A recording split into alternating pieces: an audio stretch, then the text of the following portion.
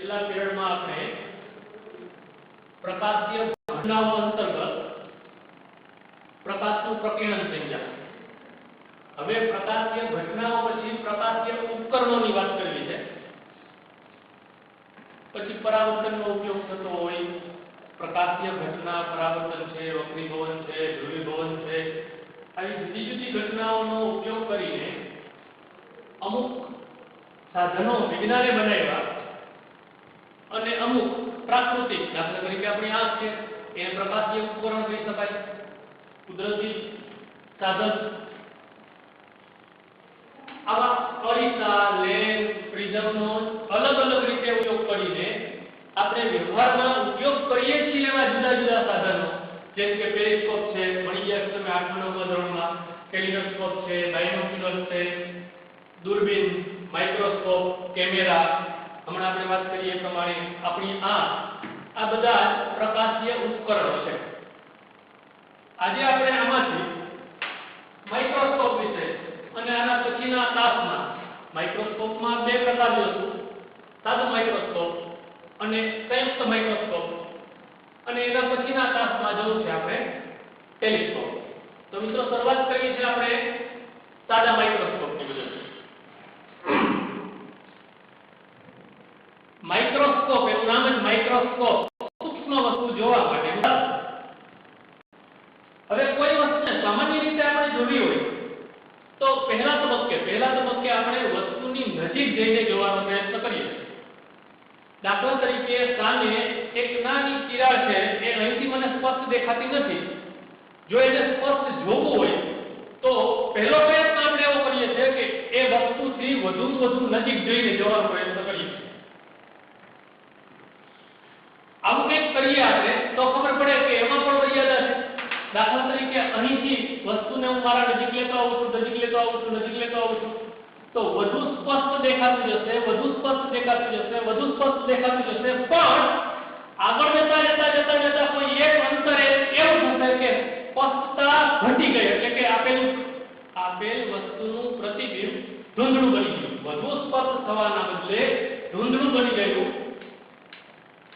એ અંતર કે નજીકમાં નજીક લાવતા જે અંતર માટે આપેલ વસ્તુને તમે વધુમાં વધુ સ્પષ્ટ જોઈ શકો એવા અંતરને નજીક બિંદુ અંતર કહેવામાં આવે છે. સામાન્ય રીતે તંદુરસ્ત આંખ માટે 25 સેન્ટીમીટર કે તેથી વધુ આ તંદુરસ્ત આંખ માટેનું નજીક બિંદુ અંતર છે.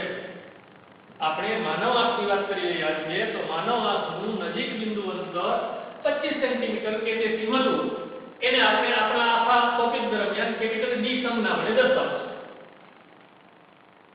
હાલ ફરીથી કોઈ પણ વસ્તુ જોવા માટે આપેલ વસ્તુ કેવડી દેખાશે એ નક્કી થવા માટે આ બે બાબતો, વસ્તુનું પરિમાણ, વસ્તુ કેવડી છે, અને બીજું એ વસ્તુ આપણી આંખ સાથે કેટલો ખૂણો આંતરે છે. આ બે બાબતો પર, વસ્તુનું પરિમાણ કેવડી છે તે અને આપેલ વસ્તુ આપણી આંખ પાસે કેટલો ખૂણો આંતરે છે એ બાબત પર આધાર છે. જો આ વાત સમજવા માટે આપણે એક સાદું ઉદાહરણ લઈએ. રેલવેના પાટા સમાંતર સીધા, બે પાટા એકબીજાને સમાંતર છે, આમ લાંબા અંતર સુધી સમાન સીધા છે એવી જગ્યાએ આપણે ઉભા રહીને આમ જોઈએ, આપણી નજર ક્રમશઃ આમ દૂર સુધી લઈ જઈએ તો આગળ જતા મિત્રો આપણે એવો ભાસ થાય છે, એવું લાગે છે કે બંને પાટા ભેગા થઈ જાય. થતા નથી એવું લાગે. એનું કારણ શું મિત્રો? જુઓ જરા, સાવ સરળતાથી સમજીએ. આ વાત સમજીએ આપણે. આ બે પાટા વચ્ચેનું અંતર જો અવલોકનકાર હું કે તમે અહીં ઊભા હો તો આ વસ્તુ આપણી આંખ પાસે આટલો ખૂણો આપે છે. હવે એનાથી દૂર જઈને જોયું તો સ્પષ્ટ જોઈ શકાય કે આ ખૂણા કરતા આ ખૂણો નાનો છે. જો એનાથી દૂર જઈને જોયું તો ખૂણો એનાથી નાનો છે. આમ જેમ દૂર જતા જાય છે ક્રમશઃ આ ખૂણો ઘટતો જાય છે, ઘટતા એટલો નાનો થઈ જાય છે કે આપણે એ બે પાટા વચ્ચેનું અંતર જાણે કે બે પાટા ભેગા છે આપેલ વસ્તુનું પ્રતિબિંબ બિંદુવત થઈ જાય.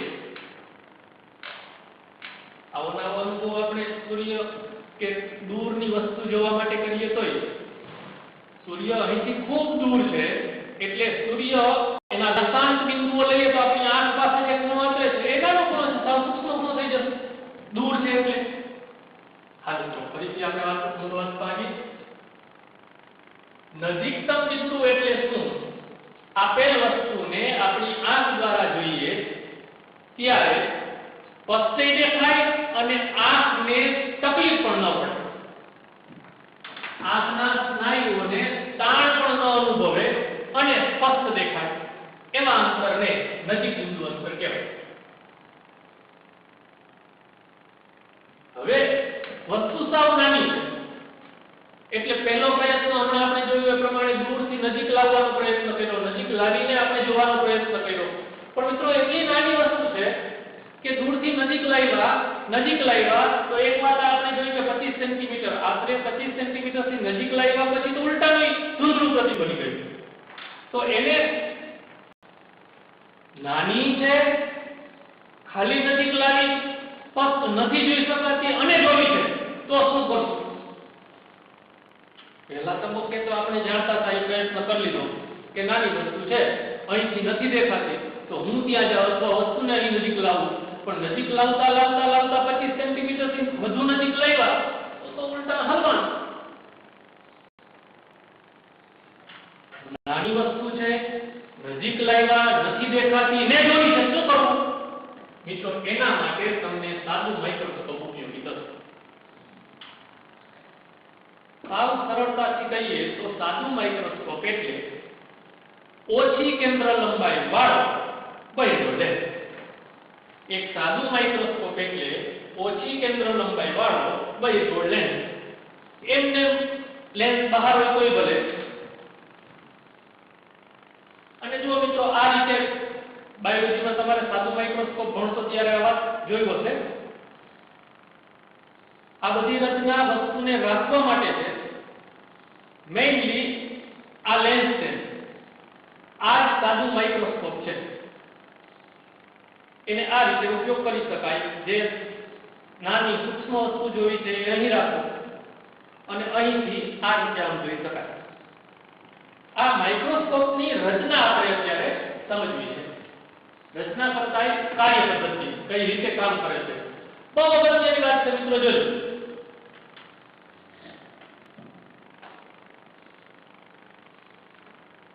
મોટવણી આપણે પરિચિત છીએ. અરીસા અને લેન્સ બંને માટે એ જ રીતે લેન્સના સંયોજન માટે પણ મોટવણી ઘણી સ્વીકાર છે. આપણે અત્યારે આપણી આંખ વડે સરળતાથી નથી દેખાતી એવી વસ્તુને મોટી કરીને સ્પષ્ટ જોઈ છે. એના માટે માઇક્રોસ્કોપની રચના, એની કામ સમજવું છે. આપણે જોઈએ, શરૂઆત કરીએ. જો પહેલી વાત આપણે જે જોયા છે કે આ વસ્તુ છે ખરેખર સૂક્ષ્મ, પણ આપણે સમજવા માટે તો એની મોટી બતાવવી પડશે. ધારો કે આ એક લંબાઈ છે, એક ઊંચાઈની વસ્તુ છે. હું નરી આંખે મારી આંખ અહીં રાખી અને આ વસ્તુને જોવાનો પ્રયત્ન કરું છું. હમણાં આપણે જોયું એ પ્રમાણે કેપિટલ ડી અર્થાત નજીક બિંદુ અંતર પાસે વસ્તુને રાખીને જોવાનો પ્રયત્ન કરીએ છીએ. જોઈએ છીએ કે જે નરી આંખે જોઈ શકાતું વધુમાં વધુ સારું છે. પણ આ વસ્તુ અહીંથી જોતા સ્પષ્ટ નથી દેખાતી, એનો ઉપાય કરવો છે. એનો ઉપાય શું મિત્રો?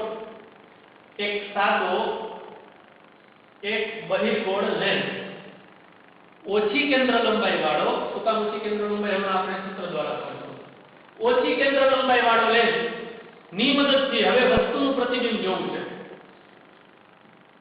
એક વાત ખાસ અગત્યની, એવી રીતે લેન્સ અને આપણે આંખને વસ્તુની સાપેક્ષે એવી રીતે ગોઠવશું કે જેથી વસ્તુ એકનું પ્રતિબિંબ નજીક બિંદુ અંતર જેટલા અંતરે રહે. બરાબર ધ્યાન આપજો મિત્રો, જાણવા જેવી વાત છે, ખૂબ અગત્યની વાત છે. હા, જો પહેલા આપણે આ એક સૂત્ર તારવી લઈએ, પછી આ સૂત્ર તારવીએ અને બંને સૂત્રની સ્થિતિ સમજીએ. આ સૂત્ર તારવવા માટે મોટવણી m બરાબર 1 plus capital D by f આ સૂત્ર તારવવા માટે રેખીય મોટવણીની આ વ્યાખ્યા છે m બરાબર h છેદમાં h ડેશ લેન્થ માટે આપણે સૂત્ર તાર્યું હતું m બરાબર h કદાચ સૂત્ર ખોટું બોલ્યું ફરીથી મોટવણી m બરાબર h ડેશ છેદમાં h બરાબર v છેદમાં u તો આ વાતનો ઉપયોગ કરું છું હવે આને આમ લખું અને આપણા લેન્થનું સૂત્ર 1/u + 1/v બરાબર 1/f નો ઉપયોગ કરી 1/u બરાબર 1/f - 1/v આ વાત મૂકી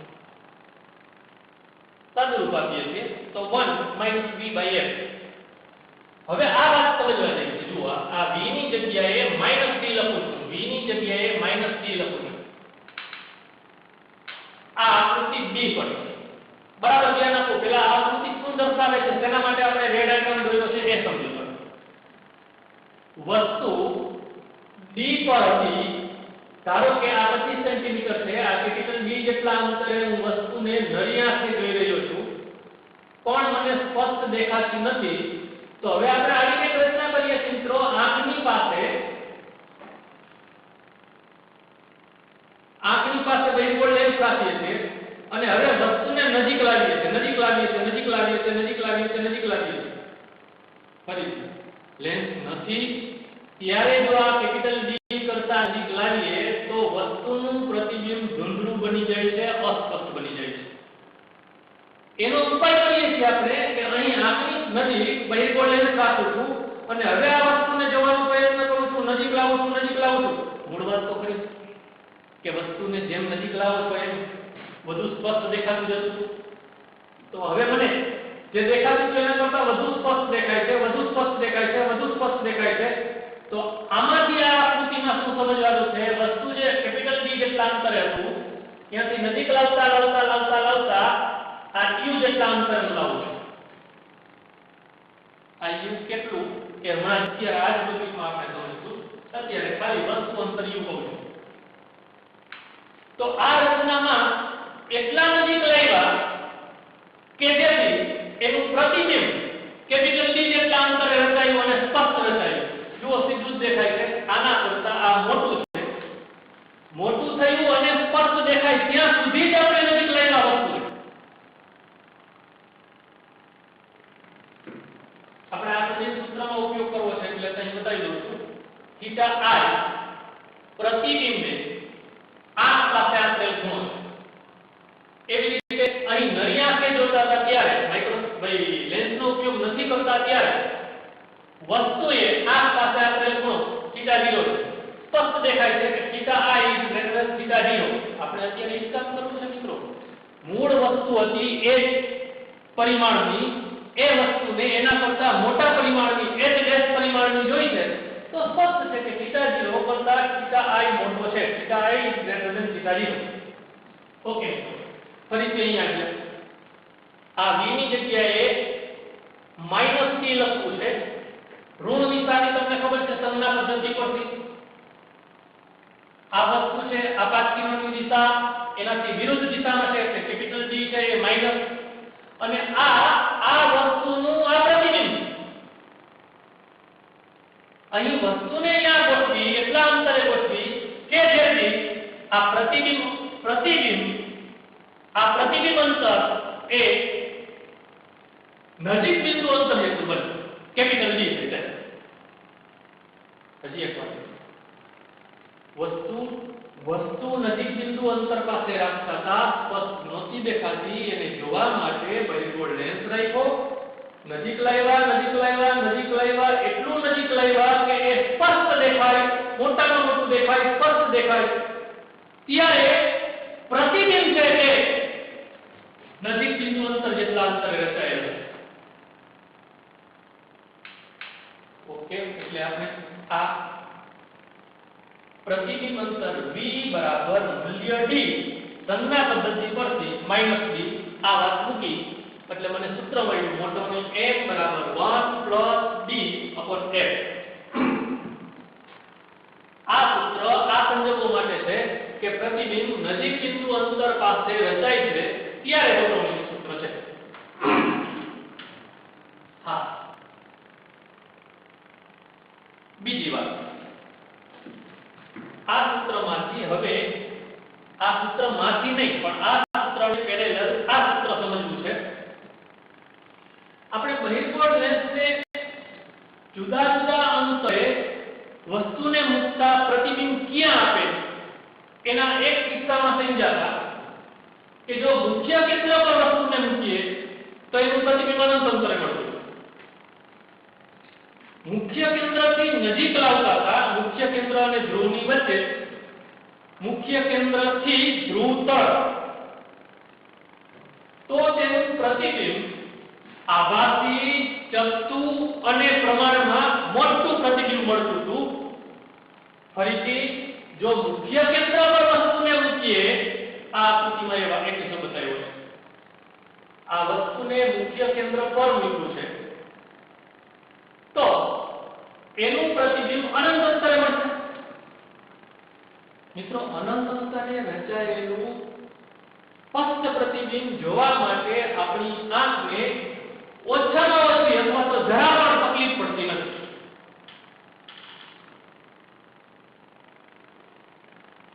આ બંને વાતને જરા સ્પષ્ટ કરી લઈએ. બંને સૂત્ર તારવ્યા પછી ફરીથી કરશું. આ સૂત્ર આપણે તારીશું, એમાં વસ્તુને મુખ્ય કેન્દ્ર કરતા સેજ અંદર કે જેથી એનું પ્રતિબિંબ અહીં રચાય છે. આ આકૃતિમાં આવું કંઈક મારે તમને સમજાવવું છે મિત્રો કે આનું મુખ્ય કેન્દ્ર અહીં, મુખ્ય કેન્દ્ર કરતા સેજ અંદર વસ્તુ હોય તો એનું પ્રતિબિંબ આભાસી વસ્તુ તરફ હશે. જુઓ, પ્રતિબિંબ ચતુર અને મોટું પ્રતિબિંબ મળે. હવે જો આ નજીક બિંદુ અંતર આડી એવી રીતે આપણે સેટ કર કે જેથી આ વસ્તુને બરાબર મુખ્ય કેન્દ્ર પર રાખી દીધું. આ વસ્તુ અંતરને આપણે એક કહીએ છીએ. એનો અર્થ એમ કે આ વસ્તુ અંતર કેન્દ્ર લંબાઈ જેટલું અર્થાત આ મુખ્ય કેન્દ્ર છે. મુખ્ય કેન્દ્ર પર વસ્તુ હોય એનું પ્રતિબિંબ અનંત અંતરે મળવાનું છે. ઓકે મિત્રો, આગળ વધીએ. તો આ કિસ્સામાં આપણે મોટવણી, રેખીય મોટવણીના બદલે કોણીય મેગ્નિફિકેશન, કોણીય મોટવણી નહીં, એન્ગ્યુલર કોણીય મેગ્નિફિકેશન એની વ્યાખ્યા આપી છે. એની વ્યાખ્યા છે θi/θ0. જેમ આપણા પાસે રેખીય મોટવણીની વ્યાખ્યા હતી, મોટવણી m બરાબર h'/l અંશમાં લખતા પ્રતિબિંબનું પરિમાણ છેદમાં વસ્તુનું પરિમાણ, એવી રીતે θi એટલે આને શબ્દમાં બોલ્યું નજીક બિંદુ અંતરે રચાયેલ પ્રતિબિંબે આ પાસે આંતરેલ ખૂણો. મિત્રો, હું આ θi શું છે એ શબ્દમાં બોલી રહ્યો છું. θi પર ઇમેજ છે. તો નજીક બિંદુ અંતર પર રચાયેલ પ્રતિબિંબે આ પાસે આંતરેલ ખૂણો અને છેદમાં θo અથવા θ0, θo ફોર ઓબ્જેક્ટ વસ્તુ. અહીંથી વાત કરું છું વસ્તુ નજીક બિંદુ અંતર જેટલા અંતરે હોય, વસ્તુ નજીક બિંદુ અંતર જેટલા અંતરે હોય ત્યારે આ પાસે આપણે ખૂણો આ θ હોય. હવે આ સૂત્રમાં θi અને θo બંને લાવવા માટે પહેલી વાત આકૃતિ A પરથી સ્પષ્ટ દેખાય છે.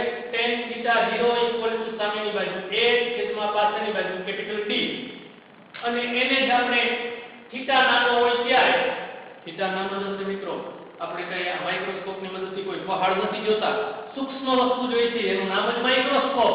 નાની વસ્તુ જોવા માટે, એટલે આ વસ્તુ નાની છે તો વ્યવહારિક વાત છે કે આ ખૂણો સાવ નાનો હશે. તો ખૂણો નાનો હોય ત્યારે આપણે પાછું જાણીએ છીએ ગણિતમાંથી tan θ બરાબર લગભગ θ, એટલે લઈ લીધું અહીં tan θ બરાબર θ. ઓકે, આ સૂત્રમાં θ0 મળી ગયો છે. એવી રીતે θi મેળવવા માટે tan θi h'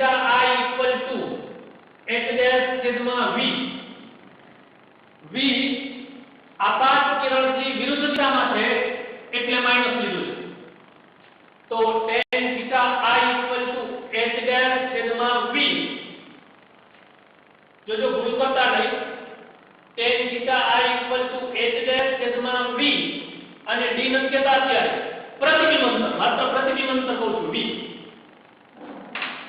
અને આપાત કિરણથી વિરુદ્ધ દિશામાં છે એટલે માઈનસ v. માત્ર સરળતા માટે આમ બતાવ્યું છે, માઈનસ v એમ જ રાખ્યા એટલે કૌંસમાં લખ્યા. હવે h' ની કિંમત મારે આ સૂત્રની મદદથી, આ વ્યાખ્યાની મદદથી મેળવવી. આપણે ખબર છે આ એક ગોઠવણીનું સૂત્ર છે અને આ ગોઠવણીની વ્યાખ્યા છે, h' v/u. એના પરથી h' ને કરતા મને રાખી દીધા v/u * h. તો h' બરાબર v/u * h. તો આ રીતે મને મળ્યું મિત્રો θi v cancel out h/u, અને u મુખ્ય કેન્દ્ર પર વસ્તુને મૂકી છે. આકૃતિ C માં મુખ્ય કેન્દ્ર પર વસ્તુને મૂકી છે. મિત્રો જુઓ, આ આકૃતિ એકઈ નહીં, એના માટે આપણે આ v રાખ્યું છું. v બરાબર d પર નહોતું લખ્યું. હવે હું આ u બરાબર f લખું છું. એનો અર્થ એમ કે મુખ્ય કેન્દ્ર પર વસ્તુ મૂકેલી છે. અને તો તમને મને ખબર છે મુખ્ય કેન્દ્ર પર વસ્તુ મૂકી હશે તો એનું પ્રતિબિંબ અનંત અંતરે મળશે. ફરીથી મૂળ વાતમાં આવીએ. કોણીય મોટવણી બરાબર θi/θo. θi મને અહીંથી મળે છે h/f, અહીં મૂકી દીધા. θo બરાબર અહીંથી મળે છે h/D. h કેન્સલ આઉટ થશે અને મને મળ્યું સૂત્ર m બરાબર d/f. આ બધું આપણે બરાબર કન્ટિન્યુ સમજતા હોય, સમજી લીધું તો વાંધો નથી. બીજું જ આ બોર્ડમાં જોઈએ આપણે કે m બરાબર 1 + d/f ને m બરાબર d/f એકડો ક્યાં છે? સુંડાળ દીધો ના, બરાબર સમજો. અહીં જો આપણે રેડ પેનથી એટલે ઇન્ડિકેટ કર્યું છે. આ સૂત્ર ક્યારે? તો કે જે પ્રતિબિંબ નજીક બિંદુ અંતર પાસે રચાતું હોય ત્યારે ગોઠવણીનું સૂત્ર છે. આ પ્રતિબિંબ નજીક બિંદુ અંતર પાસે રચાય છે.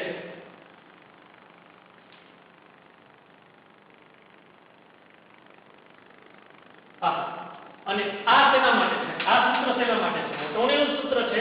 પણ જો વસ્તુને મુખ્ય કેન્દ્ર પર રાખ્યું હોય અને પ્રતિબિંબ અનંત અંતરે રચાતું હોય તો એના માટે. આ બેમાંથી આપણે આગળના અભ્યાસમાં આ સૂત્રનો ઉપયોગ કરીશું. ફરીથી એકવાર સમજી લ્યો શું તફાવત છે બંનેનો. આમ તફાવત આટલો જ મિત્રો કે આના કરતા આનું મૂલ્ય 1 જેટલું વધારે છે. આના કરતા આનું મૂલ્ય 1 જેટલું વધારે છે. હવે આ f તો નાનું જોવાનું શરૂઆતમાં જ આપણે લઈ લીધું કે f જેમ નાનું ગણિત સમજાય છે. આ f નું મૂલ્ય જેમ નાનું એમ મોટોની વધુ. અત્યારે આપણે મોટોની વધુમાં વધુ મેળવવાનો પ્રયત્ન કરી રહ્યા છીએ. હા, એટલે આપણે કહેતા હતા સાદું માઇક્રોસ્કોપ એટલે નાની કેન્દ્ર લંબાઈ વાળો ગોળ લેન્સ. આ f નાનું હશે એની સામે આ d સામાન્ય રીતે 25 સેન્ટીમીટર. ધારો કે આ 1 સેન્ટીમીટર છે. મિત્રો 1 સેન્ટીમીટર કરતા નાની કેન્દ્ર લંબાઈ વ્યવહારમાં બનાવવું સરળ નથી.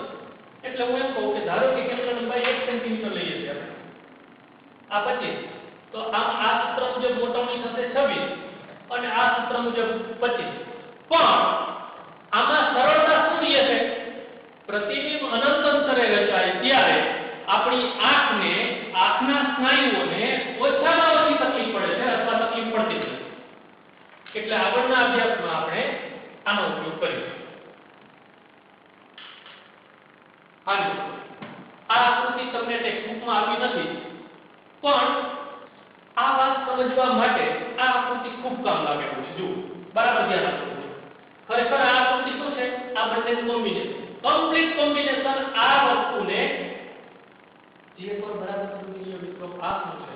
બે વખત સમજાયું છે, ત્રીજી વખત આ આકૃતિ એ વસ્તુને નરી આંખે જોઈ વધુમાં વધુ સ્પષ્ટ દેખાય એવા અંતરે, એટલે કે કેપિટલ ડી જેટલા અંતરે વસ્તુને નરી આંખે જોઈ રહ્યા છે. પછી શું કહ્યું? આંખ પાસે બહિર્ગોળ લેન્સ રાખીને વસ્તુને નજીક લાવ્યા. વસ્તુ અહીં હતી ત્યાંથી નજીક લાવ્યા, અહીં લાવ્યા. એટલું નજીક લાવ્યા કે જેથી આ વસ્તુનું આભાસી પ્રતિબિંબ ડી જેટલા અંતરે રચાય. મિત્રો આ આકૃતિમાં મેં પ્રયત્ન કર્યો છે આ બંને વાત એક સાથે દર્શાવું છું. અહીં વસ્તુ ત્યાં જ પ્રતિબિંબ, ભૂલ કરતા નહીં, વસ્તુ ત્યાં જ પ્રતિબિંબ એમ નથી. આ બંને વાત એક સાથે નથી મળવાની, પણ મારે થીટા આઈ અને tan થીટા આઈ અને tan થીટા ઓ મેળવવા માટે આ બંનેનું સંયોજન કર્યું છે. આ એક રેસ છે, આ એક છે. ખરેખર આ એક અહીં છે. જો આ આકૃતિમાં આ થીટા 0, આ થીટા આઈ પ્રતિબિંબે આસપાસ આંતરેલ ખૂણો અને વસ્તુએ આસપાસ આંતરેલ ખૂણો. અહીં જે આ વાત છે એ વાત આની લાલ રેડ લાઈન વડે દર્શાવે છે. આ જે આકૃતિ આમાં મૂકવાનો પ્રયત્ન કર્યો છે, આમાં મૂક્યું. આ બંનેનું સંયોજન આ છે. ફરીથી મિત્રો છેલ્લે એક વખત યાદ કરી લઈએ કે જો આપણે પ્રતિબિંબ અનંત અંતરે મેળવીએ તો મોટવણી d/f, અને જો વસ્તુને નજીક લાવતા પ્રતિબિંબ કેપિટલ D જેટલા અંતરે મેળવીએ તો એના માટે મોટવણી m = 1 + d/f. હમણાં જ મિત્રો આપણે આની મદદથી સંયુક્ત માઇક્રોસ્કોપનો ઉપયોગ કરવો છે. આપણું પહેલું પગથિયું હતું નરી આંખે વસ્તુને સ્પષ્ટ અને મોટી જોવી હતી, અમુક હદ સુધી જોઈ શક્યા. એનાથી વધુ મોટું જોવા માટે નરી આંખે જોઈ શકાતું નહોતું. એટલે આપણે એક ઓછી કેન્દ્ર લંબાઈ વાળો, સમજી ગયા છો તમે ઓછી કેન્દ્ર લંબાઈ શું કામ છે? ઓછી કેન્દ્ર લંબાઈ વાળા બહિર્ગોળ લેન્સનો ઉપયોગ કરીને વસ્તુને અમુક હદ સુધી મોટું કરી શક્યા. હવે એનાથી વસ્તુ નાની છે ત્યાં એક લેન્સ મૂકવાથી, એટલે કે સાદા માઇક્રોસ્કોપની મદદથી એને જોઈ શકાતું નથી. અને એને જોવું છે તો શું? તો મિત્રો એના માટે સંયુક્ત માઇક્રોસ્કોપ આવશે. એક લેન્સના બદલે બે લેન્સ વાળી રચના. આના પછીના ટોપિકમાં આપણે સંયુક્ત માઇક્રોસ્કોપ સમજવો છે. એમાં હું મોટવણીનું સીધું આ સૂત્ર વાપરીશ. હજી ત્રીજી વખત કહું છું, આ સૂત્ર ક્યારે છે? જો વસ્તુનું પ્રતિબિંબ અનંત અંતરે મેળવવું હોય ત્યારે મોટવણી m = d/f, જ્યાં d નજીક બિંદુ અંતર અને f આપેલા લેન્સની કેન્દ્ર. ઓકે.